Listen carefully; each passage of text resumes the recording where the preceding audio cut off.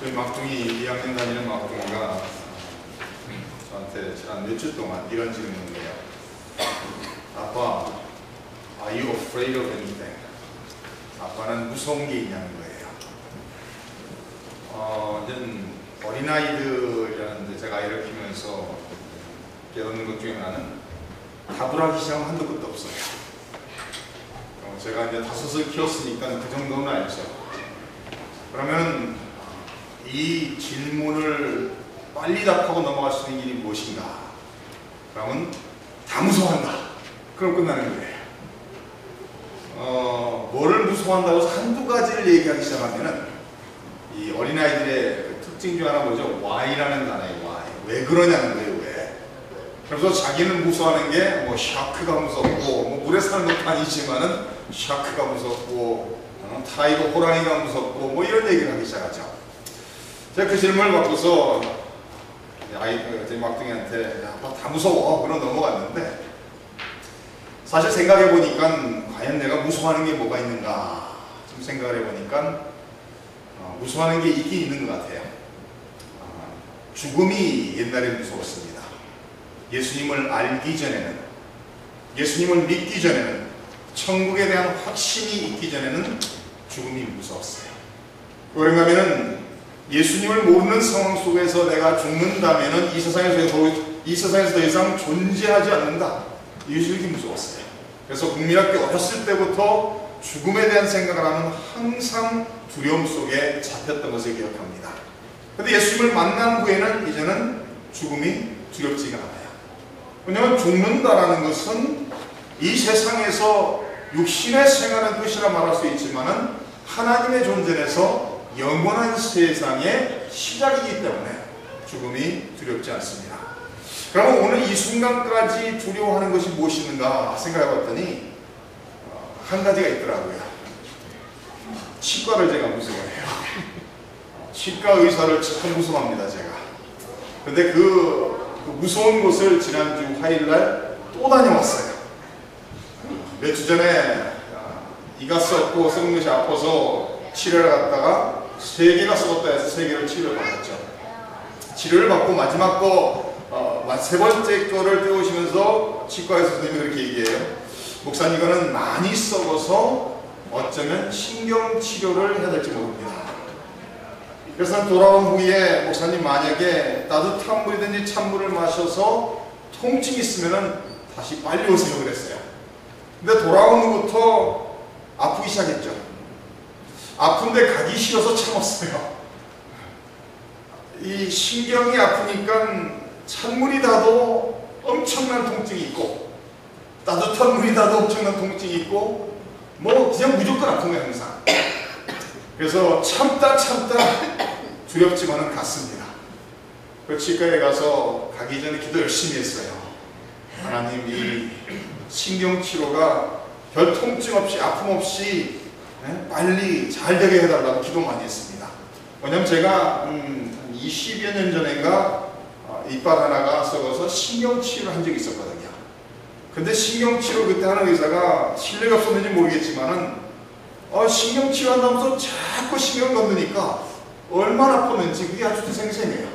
그래서 신경치료만 하면, 신경치료라는 단어만 나오면은 치를 겁니다. 그래서 이번에 가서 제가 의사한테 물어봤어요. 이거 신경치료 하지 말고 그냥 뽑아버립시다. 얘가 뽑아버리고 그냥 임플란트 합시다. 치아 이식을 하면 어떻게 이러니까 안 된대요. 이가 살아있는데 괜찮은데 최대한 치료했어야지 안 된다는 거예요.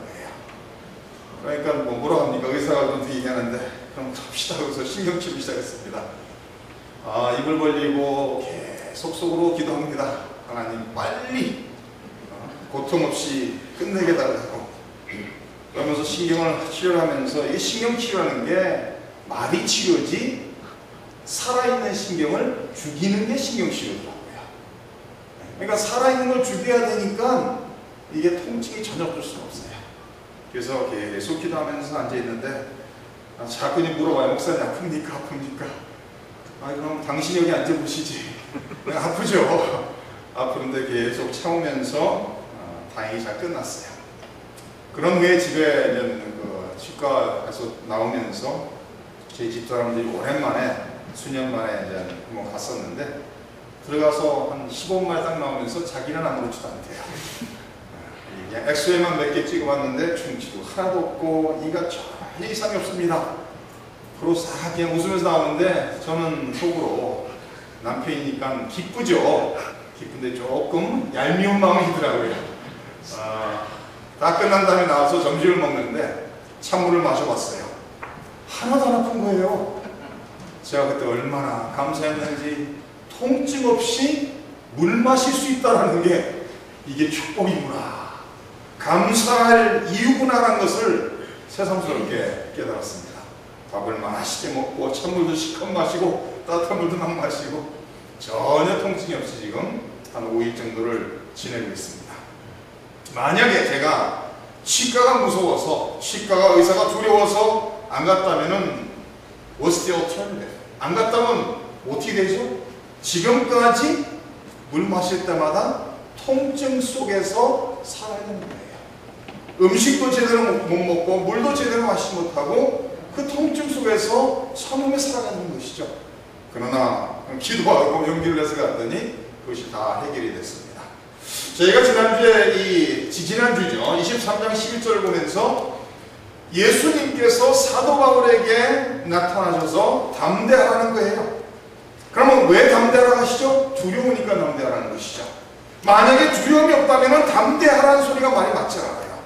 그리고 하나님께서도 하나님의 택한 백성들에게, 지도자들에게 나타나셔서 담대하라고 말씀하실 때마다 그들이 처한 상황은 두려울 수밖에 없는 그런 상황이었던 것을 우리가 잘 압니다. 그러니까 예수님께서 사도 바울이 지금 어려운 상황 속에, 아주 열악한 상황 속에 처해 있으니 두려움 속에 떨고 있을 때 예수님께서 나타나셔서 담대하라는 거예요. 고통에 대한 두려움이 있을 수 있고 환난에 대한 두려움이 있을 수 있죠. 죽음에 대한 두려움도 있을 수 있습니다. 그러고 나가서는 자기에게 주신 사명을 다 마치지 못하고 죽을까 하는 그런 두려움도 있었을 것입니다. 그런 사도 바울을 통해서 예수께서는 담대하라고 명령하고 있습니다. 원문으로 11절 말씀 보면은 담대하라는 것은 명령으로 되어 있어요. 성경을 자세히 보면은 우리가 한글 번역이나 영어로 보면은 명령으로 된 것이 우리가 잘 전달이 안 되지만은 원문으로 들어가서 신약성경, 헬라어나 구약성경, 히브리어로 들어가서 보면은 하나님의 말씀은 거진다 명령으로 되어 있습니다. 할래 말래가 아니라 그렇게 하라라고 말씀하시고 있는 거예요. 그럼 저희가 이 11절 오늘 말씀 속에서 다른 측면에 담대하라는 이 말씀을 보면서 또 다른 측면 한번 생각하고 싶은데, 그것은 그럼 우리가 어떻게 담대할 수 있느냐라는 그 질문에 대한 답을 말씀을 통해서 찾기를 원합니다. 지금 이 말씀 속에서 누가 말씀하시는 거죠? 누가 담대하라고 명령하시죠? 주님께서 명령하시는 거예요. 지금 담대하는 것을 세상 사람들이 얘기하는 것이 아니라 천하만물을 창조하신 창조주이신 예수님께서 담대하라고 명령하고 있습니다. 왜냐하면 두려움 속에 잡혀 있으면 그 사람은 무능해지고 아무것도 할 수가 없어요. 그래서 어떤 사람의 말에 대해서 두려워하거나 죽음에 대해서 두려워하거나 무슨 사업 실패에 대해서 두려워하거나 어느 무엇을 향해서 두려운 마음을 가지는 순간 그 사람은 무능한 사람이 돼요. 아무것도 안 하고 그냥 그럭저럭 살다가 인생을 마치는 사람이 될 수 있다는 거예요. 두려움이라는 것은 하나님이 주시는 게 아닙니다. 두려움이라는 것은 악한 세력이 사탄이 주는 것이고, 두려움으로 우리를 사로잡고 두려움 속에 갇혀있는 사람은 두려움의 포로가 되는 것입니다. 그래서 성도님들이 인생을 살아가면서 어느 무엇에 두려워할 때 그것은 하나님이 주시는 마음이 아니라 그것은 악한 마귀가 주는 마음이라는 것을 기억하시며 그 두려움을 박차고 나올 수 있어야 된다는 거예요. 어떤 사람들이 어느 상황에서 두려움을 받게 되죠? 모르는 것에 대해 두려움을 가질 수 있겠죠. 어두움에 대해 두려움은, 어린아이들은 어두움에 두려움이 있습니다. 그래서 저희 막둥이가 2학년 아이가 저녁 때 잠을 자러 가면은 혼자 못 올라가요. 2층에 올라서 잠을 자야 되는데 두렵다라는 거예요. 지금 1층에는 부모가 있고 형제들이 있음에도 불구하고 2층으로 올라가서 잠을 자려면 혼자이기 때문에 두렵다는 거예요. 그래서 자기 누나랑 항상 같이 올라가지. 그러면 5학년인 누나도 조금 무서움이 있어요. 그럼 항상 얘기하죠. 하나님이 함께 하시는데, 아니 부모가 바로 밑에 있는데 무슨 일이 있겠느냐. 올라가라 하면 걔도 무섭다고 누굴 또 데려가는가 하면은 강아지를 데려가요. 그러니까 자기들이 잘 올라가는 시간은 저녁 보통 학교 다니는 날은 9시 반쯤은 자야 돼요. 그러면 9시 반에 올라가면서 무조건 막둥이 있는 누나 끌고 올라가고 누나는 강아지 끌고 올라가요. 그럼 강아지는 아무 이유 없이 무조건 끌고 올라가서 그 방에 잡혀서 잠을 자야 되는 거죠. 제가 자러 올라가면 그 방에 항상 불이 켜져 있습니다. 문은 닫혀져 있어요. 왜? 강아지가 못 내려가게. 근데 불은 켜놨어요. 왜? 불을 끄고 자라니까 동생이 옆에 있고 강아지가 옆에 있고 부모님이 밑에 있는데도 괜히 무서운 거예요. 항상 불 켜놓고 자요. 그럼 제가 제 방으로 가면서 불을 끄고서 항상 들어가는. 이 두려움이라는 것은 그 사람으로 하여금 뭘 못하게 만드는. 그래서 하나님께서는 우리 믿는 사람에게 두려운 마음이 아니라 사랑하는 마음, 담대한 마음을 주시는 게 하나님이시죠. 그러니까 사도 바울을 향해서 예수님께서 두려움 속에 환난에 대한 두려움, 죽음에 대한 두려움, 사역을 마치지 못할 두려움, 이런 두려움이 있는 사도 바울에게 담대하라는 거예요. 그럼 담대하는 이 동사는 명령이라고 말씀드렸습니다. 그러면 어떻게 담대할 것인가? 그럼 첫 번째는 이거예요. 오늘 말씀은 아주 간단한데요. 잘 기억하셔야 됩니다. 명령에 대해서는 우리가 어떤 반응을 해야 되죠? 네? 순종해야 되는 거예요. 그죠? 아주 간단합니다. 명령은 순종해야 된다는 겁니다. 그러면 예수님께서 사도 바울에게 두려움 속에 있는 사도 바울에게 담대하라 명령하셨으면은 사도 바울은 그 말씀을 받고 그 말씀을 따라 순종하면 되는 거예요. 그러면 한번 질문합니다. 우리 성도님들이 운전할 때 스피드 리밋이 몇 마일이죠? 로컬에서 몇 마일이죠? 30마일 보통, 그죠?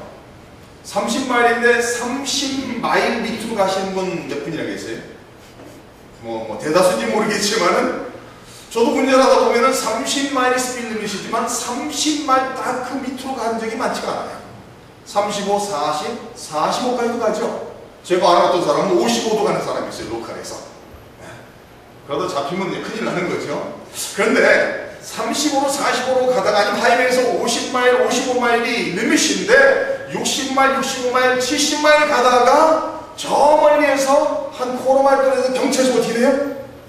갑작스럽게 내가 언제 그랬느냐 하는 것처럼 로컬길에서 50마일 막 달리다가 뒤에서 경찰이 보이면 어떻게 돼요? 갑작스럽게 세워져요. 의식이 생기는 것이죠. 경찰을 보는 순간 법을 지켜야 된다는 의식을 갖게 되는 거예요.